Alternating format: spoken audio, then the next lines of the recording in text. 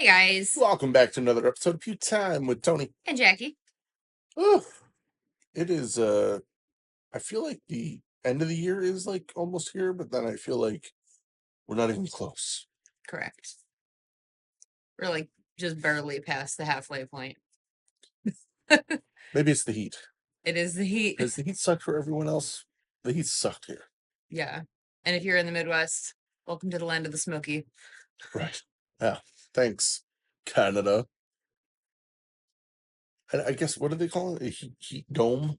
Is that a new term? That's something I've heard like multiple times this year. I've not heard that. Yeah, the heat dome. Oh yeah, you're gonna be over there. They got a real heat dome. I like the Midwest region. No, they were in Europe. Place I heard this. Yeah, we have a heat dome. What the fuck does that mean? You guys had the Iron Curtain, the heat dome? I don't understand. Kind of a cool name. I get heat dome? No, Battle to the death in the heat dome. I guess. Good news. Are we on the gun news? Yes. Yes. Oh, another news. The World Cup is finally over. Mm-hmm. Tis. I actually didn't watch a single game. I watched pieces. I watched clips online, but not like I didn't like sit through a whole game, Yeah, but I didn't. Like, football, basketball, baseball even. I don't really watch the whole thing. Highlight reel. yeah, I can see that. I respect them. Awesome athletes. Still don't get it. Should have saw the people around me, like when I sat and actually watched the game. They're like, oh yeah, you were offsides. I'm like, what does that mean? How can you be offsides when you guys are just running around? Like, to me, the offsides make sense in football because there's a line. And if you cross the line before the start, offsides. That makes sense. Mhm. In a game where you're constantly running around and moving. Well, they have an offense and their defense. Their defense, I think, cannot pass the center line. No, they can. See, you don't know what it is. Okay. That's mistaken. No. Something about, and I'm going to get this wrong, something about if they have possession of the ball, their farthest teammate cannot be past the other team's farthest teammate. Then it's offsides. Oh, okay. That's way different than what I would have assumed. And there were a couple ones where like the guy scored a goal and everyone cheered and they're like, he's offsides, and they had to do some fancy camera work and they showed like his like shoulder and like the right side of his head. They're like, offsides, no goal. I'm like, wow, okay, you guys are that's crazy. Okay, sorry. 3 minutes in, we haven't talked shit about guns. My apologies. Time for good news. Yeah, time for gun news. Let's do it. Smith & Wesson is, much like everyone else, celebrating the 250th anniversary of America. And for that, they have released an 1854 rifle, blued with walnut stock and foreign. What? That's what version of the 1854 it is. It's the blued model with the Oh, walnut furniture. gotcha. In 44 mag and 4570, $13.99 and $14.99 respectively. What's special about this? The only thing on there's nothing done on the stock at all. It's just on the receiver, and it's on only one side of the gun, not both sides. It's like a American Eagle and a flag and like a little anniversary thing with the ears. Wow. Um, So it's nothing. So way to maximum effort that one, Smith. Yeah. Laser etching, boom, call it an anniversary gun, send them out. All right. That's not as exciting as your piece of news. This is very exciting. Canik is in the machine gun game.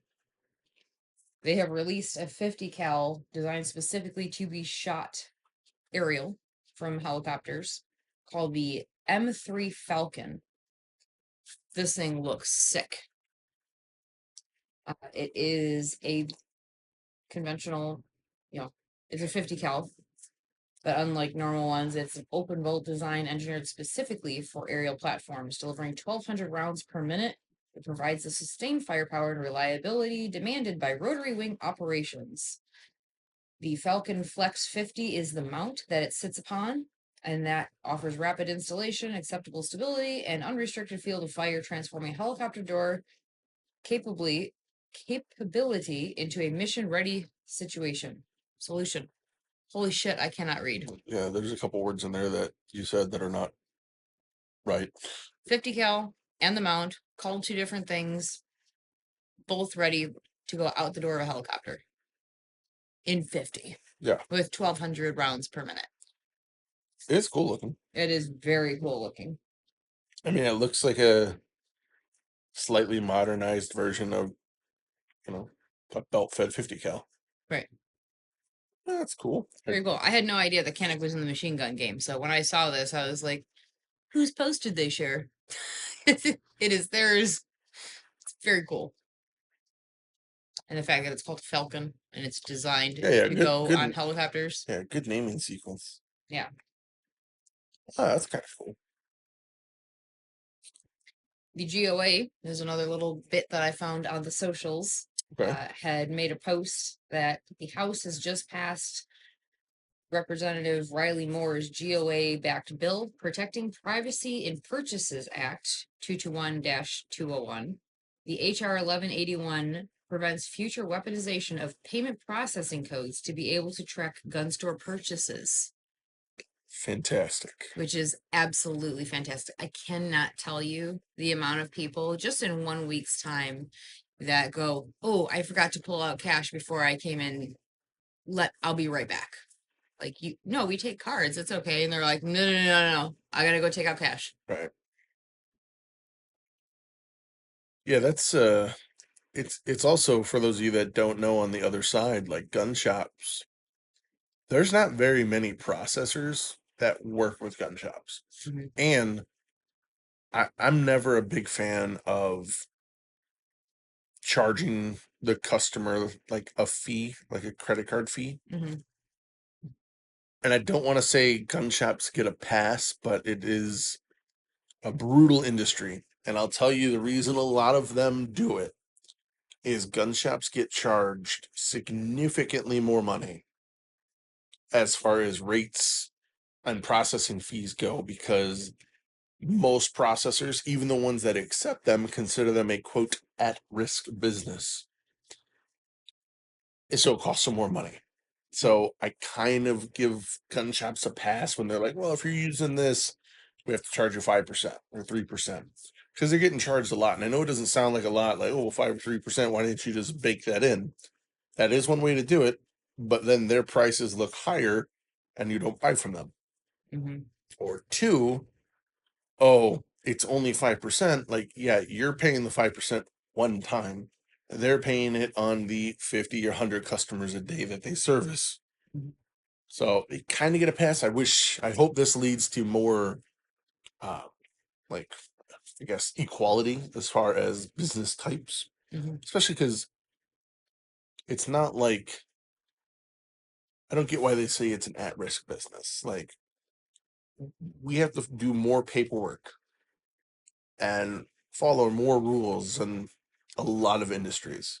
Right. So if anything, inherently it's less risk. Right. Because the buyers are screened over and over and over and over again. Mm-hmm.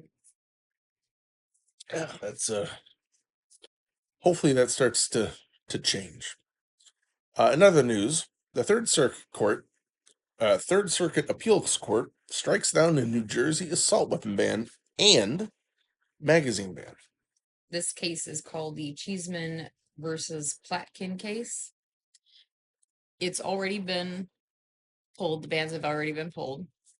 From the sounds of it, they are not going to be doing much of putting things back on shelves at the moment, assuming that New Jersey is going to immediately appeal the case. Yeah. Should they appeal the case, every video that I've watched so far, and a lot of very good, smart lawyers, making YouTube videos, Washington Gun Law, Mhm. is one of them. And if you're not following them to keep up on all this stuff, they go over it a lot clearer than we do and a lot more detail. You should absolutely be following. Basically, if New Jersey appeals it, their case is going to be put on ice until the Illinois, which is the Vermontes versus Cook County case, is heard before they make a decision on any projected appeals from New Jersey. So in the next 30 to 90 days, we're probably going to see big changes because all the court cases that are being heard now, their decisions, when they're appealed, they're not going to make a decision. They're just going to throw them on ice until after this case is heard. And fun fact, there are 24 million ARs in circulation in the US. That is the discovery that they made during the Cheeseman versus Platkin case. Yeah. If you guys haven't followed along, this is for the argument of use case of the rifle being a very common rifle, common use rifle. Common and lawful use. Yeah. Which clearly, if there were 24 million unlawful uses of ARs, probably would hear about it. Yeah. Which is, I really did think that it was higher. There's 346 million people in the United States, and 24 million ARs puts it at about 9% of the total population. 8%, 9%. Yeah, but if they're just accounting like, oh, this guy owns an AR-15, as opposed to this guy owns 12. Right. Well, I suppose that guy that owns 12, he has 11 friends that don't own ARs. That would even out, Yes, right? possibly. I was going to put in here about H&K has made the decision to temporarily close their order books for the MR556 and SP5. H&K came out with a response video to all of the uproar, basically saying they're not stopping the guns. They just have to put a hold on the orders to fulfill government contracts, which apparently they were in tune enough to make a video going, hold up, this is getting blown out of proportion. It is. I mean, their original post says to remove any confusion, the SP5 and MR platforms remain in full rate production in Germany and the US. We're only temporarily closing new commercial orders while we catch up on our existing backlog. It's in the original post, but people aren't reading all the way to the bottom. They're just doing that like knee jerk reaction. Oh my God. So here's my question though. You're doing the SP5 and the MR.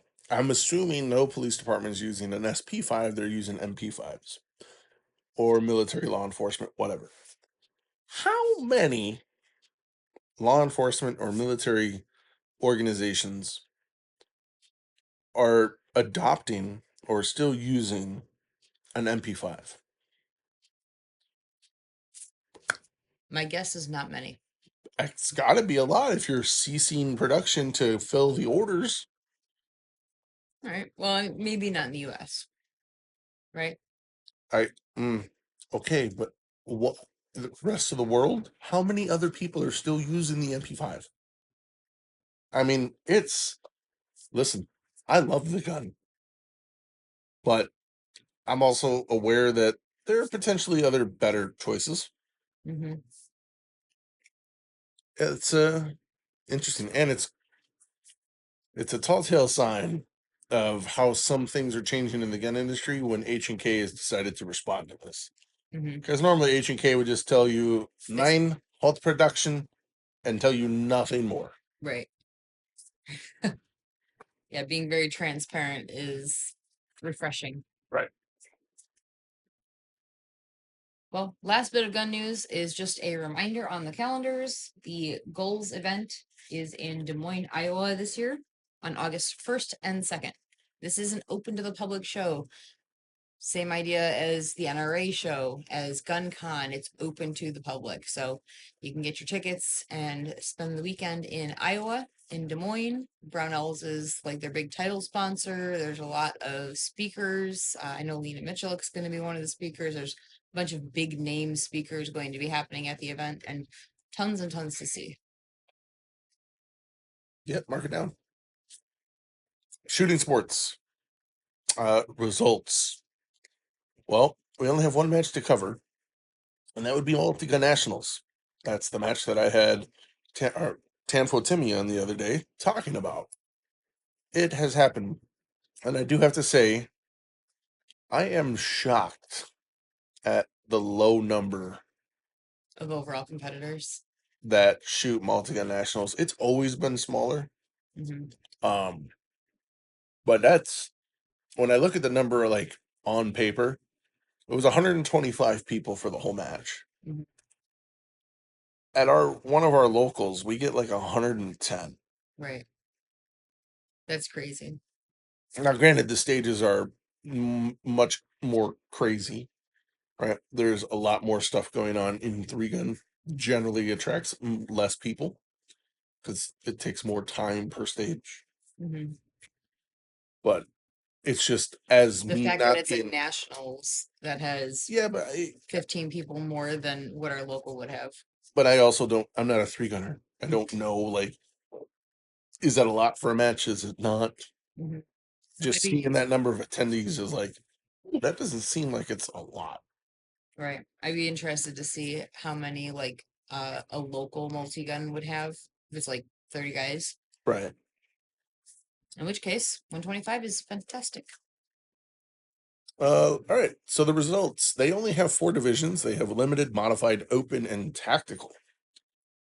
And there was only one shooter in the whole match that was limited. Jackie's looking at it like, I think you've done something wrong. No, no, no. I've done it correct. There's one. Was Kurt Miller. So he took first. Good job, Kurt. Modified division, you had quite a bit more shooters. Third place was Taylor O'Hausen. Second, AJ Anthony. First place, Daniel Horner. And then you had open. Third place, Joe Farewell. Second, Varick Bees. I'm going to go with that. That's what I would assume. First place, John Wydell. And ladies open, third place, JC Clary. Second, Lanny Barnes. And first place, Linda Anthony. Tactical division, third place, Jason Tiki. Telke. Telke? Oh, that's an L. It is an O. Second place, Nils Jonasson. Everywhere. First place, Nate Statskowitz. That was a stutter. His name isn't that many letters. I just. And ladies tactical division, second place, Hannah Nichols. And first place, Becky Yackley. So, did you watch any videos from this match? I did not. But I feel like I got the easy ones. You did. Very much so. The stages look cool. It seems like a lot of people had quite a bit of fun at this match. So, congrats, Timmy. Glad you put on this match, and I'm sure a lot of people are. It looked like it went over pretty well. Yeah. Is 3-gun something you could ever see yourself doing? I wanted to do 3-gun in the beginning when I got back into shooting in the worst way. Well, that I remember because there was a lot of quad load practicing. Yeah. So I could, excuse me, I could see myself doing it. It's just there's not a lot of matches. Mm-hmm. What really does, I would like to try 2-gun. Like PCSL seems intriguing. Mm-hmm. But I would also like to shoot a couple more if we have more of them coming up because Shotgun World Shoot will be happening. I love shooting the shotgun. And if I did a shotgun only match, the only problem is I would have to switch divisions, which would suck. Which I would do if I had matches to practice for, it's one thing. Because I shot one shotgun match in open. And it was awesome because I used the box fed shotgun. Mm-hmm. So it's just like shooting a really, really high recoil AR. Mm-hmm. Now I don't own one of those, and we can't get one of those. Mm-hmm. So I'd either have to find some way to borrow one, or I would have to shoot like a regular semi-auto or pump one. Now, I wouldn't mind doing like a pump action one. I think that would be kind of cool. But I'd have to have more like shotgun only matches, which that seems to be the least popular gun to shoot. Yeah. So, last bit of shooting sports news is just a reminder to save the date. The 2027 Northern Illinois USPSA Section Championship has released its dates, May 28th through the 30th. Same place, Waterman, Illinois, at the Aurora Sportsman's Club. Let's just say the work has already begun. Yeah. Well, last time I think you guys had 10 months out that you started planning. Yeah, So like 8 or 10. we're about in the same place, 10 months out.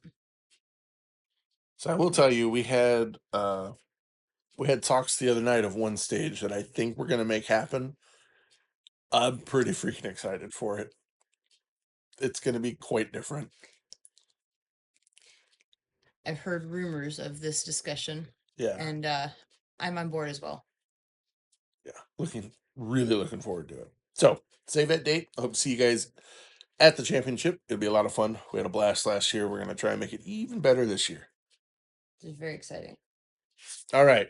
Time for a lot of you apparently really, really love this segment, so I don't see it going away anytime soon, which is Tales from the Gun Counter. This one, oh my gosh. I almost pissed myself laughing. So I wasn't even the one that added it into the show notes. I came home with a story to tell. And next thing I know, I get a notification that the notes have been edited and that's what's in it. I'm like, well, that's probably going to be the most wild thing that happens this week at work. Now, I shouldn't say that out loud because, then bad things will happen and it'll get even more wild. I was showing a young man a gun. The gun had a red dot on it. He had asked about turning it on, adjusting it, and I had it in my hand. And, I'm holding the guns like a gun. And then I got these tiny little buttons that I'm trying to put my fat thumb on top of. So I'm kind of holding it with my thumb and index finger. I got my pinky up in the air, trying to get my little finger on his little button. This old man walks up behind him and looks right at me and he goes, "You can't be holding the gun like a sissy. That's how accidents happen." I'm sorry. What?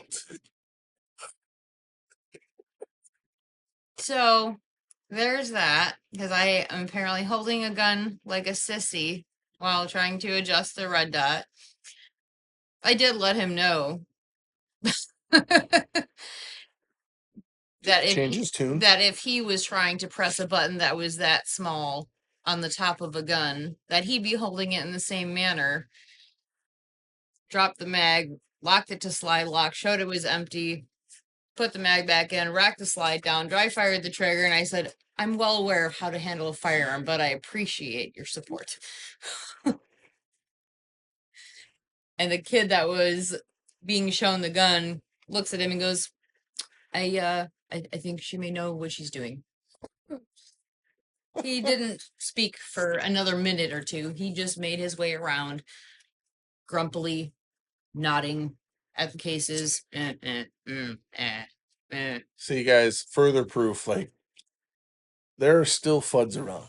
Yep. And that's prevalent. I can't even imagine, like, not even being, like, being in that conversation and just feeling the urge to, like, go up and go, "Oh, sissy." Like, this is a bold move, sir. Yeah. Can't be holding the gun like a sissy. That's how accidents happen. Maybe we'll get a new shirt for you that says "I shoot like a sissy." And wear it at work? Yeah.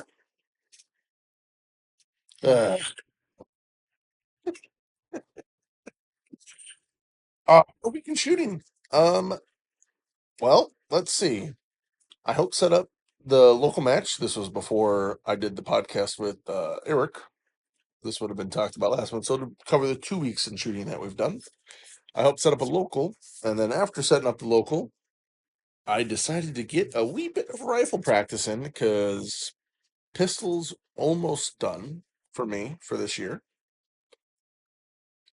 and rifle's going to be taking up a majority of it. And by almost done, you mean in 5 days? Yeah, 5-ish, something like that. This coming weekend is Area 5. So I wanted to get some practice in with the rifles, and I will say that the AR, so Starscream, which is currently still 5.56, shot really, really well. So this was more about like uh, gathering data, load exploration, basically. Mm-hmm. I wanted to see what kind of ammo the gun really liked, and luckily, my buddy had some hand loads that were kind of tailored to his gun, but were a higher grain, and I could really see if my gun liked that, which turns out really, really like 77 grain Sierra Match King bullets. Because I was shooting right around 1.5 MOA, probably a little less if I actually like broke out and measured it. We were just going up based off of a printed target. So 1.5 at 100 yards. Pretty good. Pretty good for a gun that is the most expensive single part aside from the scope on that rifle is the mount. Mm-hmm. Yeah, it's pretty good. Yeah. So how many different types of ammunition did you guys trial out? I think we went through 8. It's pretty good. Yeah. What were you expecting when you guys first had like, the different types of ammo out? Were you expecting something else to perform before you tried his? No, because I'd only ever really shot the heaviest grain I shot through there was like a 69 grain. Nice. Yeah. I don't remember if it was a Sierra Match King. It was some Winchester match ammo. I think they used Sierra Match King. And luckily he had a couple other ones for me to try. We tried some Fiocchi 77 grain, which also uses the same grain as his hand loads, same bullet. And they turned out really well. And those are tailored for one of his guns. That's the beauty about hand loading a rifle, is you can really start to figure out what your rifle likes and tailor it for that. Mm-hmm. Barrel being different, twist rate, all these other things can contribute to Your gun likes. Yeah, what it likes. So the fact that it shot that good with those loads, and even the Fiocchi, it was still 1.5 inch, right around there, at 100 yards with factory ammo. So the gun shoots really well. So I'm excited to shoot it at a couple local PRS matches, and I'm going to shoot it like that because locally we can't really shoot past like 600. Mm-hmm. So 223 is plenty for that. Right. So it'll be fun to be able to get out there and try the different position work and messing with the scope and doing all the other things you would do in a PRS without having to travel really far in a gun that I'm super familiar with. That doesn't cost a ton to shoot. In PRS, do you guys shoot at like gridded paper for those scores, or No, is it steel? Steel. It's steel. And how big are the steel? Do you know? Depends. It depends. Yeah, they have everything from,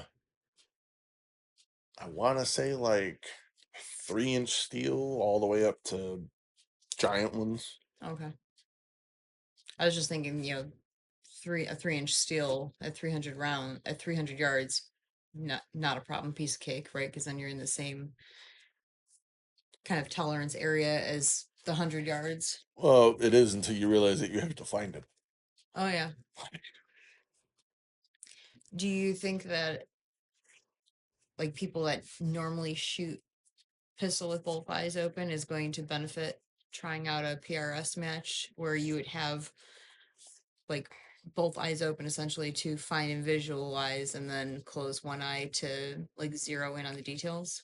I don't know if that plays into it. Again, this is kind of all new to me. So basically, what I've learned lately, if you can't see it in the scope, which is why you gave me a funny look when I told you I want to put a top mounted dot on the rifle, and you're like, I thought you were shooting long range, and it's to have it zeroed.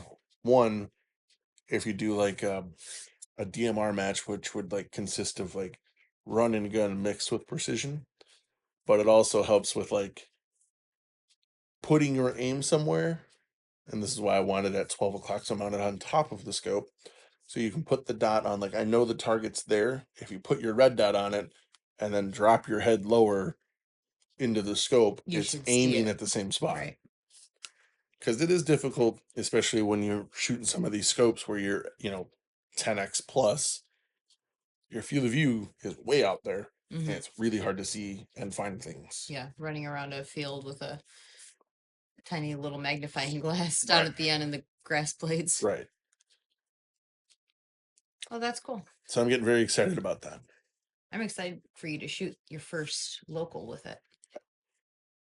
And I'm also very excited that your gun likes ammo that you can buy on the shelf. And it's not like yes, you want to make your own loads, but if it came down to it in a pinch, you could get it off the shelf. Yeah. Which is important for me, because we have such a crazy, like, erratic schedule. It's impossible for me to constantly, especially like when it comes to like developing the load, making sure I have enough of that. Oh, there's a match coming up. Do I have enough for this? Do I have enough for practice? Oh, we randomly have to go to this event somewhere. Oh, okay. That cuts down on the reloading time. Right. Oh, you have an event, you got a match to shoot right after that. Like, oh, crap. Right. Or being able to just go out and shoot a match on a whim when you didn't have it on the calendar 2 weeks ago to start making ammo for it. Right. So either I need to get better at planning and prepping, or I could have factory loads that shoot pretty all right. So both wouldn't be bad. Right. All right, time for questions or CCCs or topics, and we did get some. I didn't forget to put them in there from last week. I know I asked her questions, and then randomly I get a text from Eric. Hey, do you want to do the podcast about Brew City? I was like, yeah, sure, makes sense. Brew City, this happened. Let's do it. So I saved the questions. So one of them is a topic. We'll finish on that one. Oh, okay. And we'll do the questions first. The first one, I absolutely love this. Why is Tony so beautiful? This was a legitimate question that came in. I think they're talking about your beard and your deep brown eyes. My luscious locks. Your luscious locks, yeah. Butter. Sorry? My butter.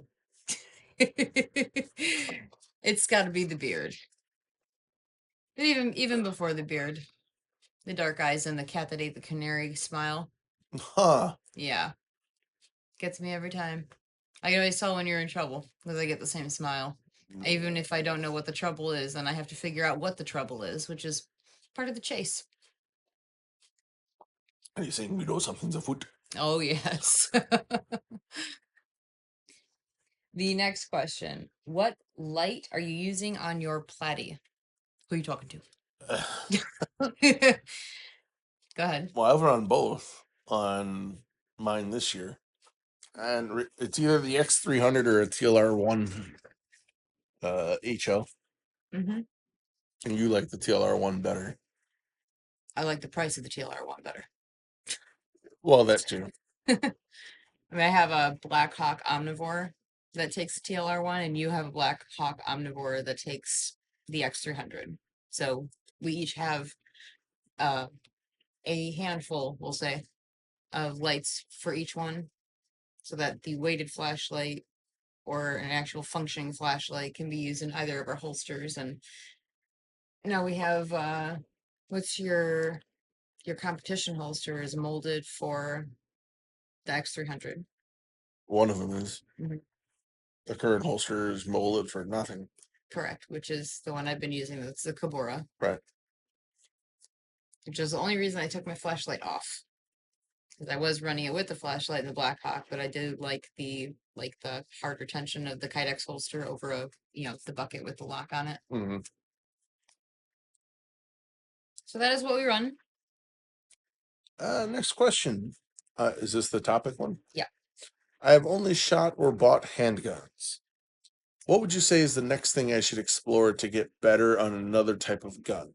A 22 rifle or a shotgun? Well, those are very different ends of the spectrum. Mm-hmm. This is one of those topics, like it's hard to answer without you being here in front of us, Mm-hmm. because I feel like there's a lot of back and forth that has to happen. What would you tell them? If it was a straight blanketed, like the best to be able to get time behind it, practice to get better at another platform, I would say 22 rifle. Okay. If you've only ever shot handguns and you want to explore long guns, a cheap way to do it while still getting a chance to learn your mechanics and not have to worry about where it is that you can practice with a shotgun.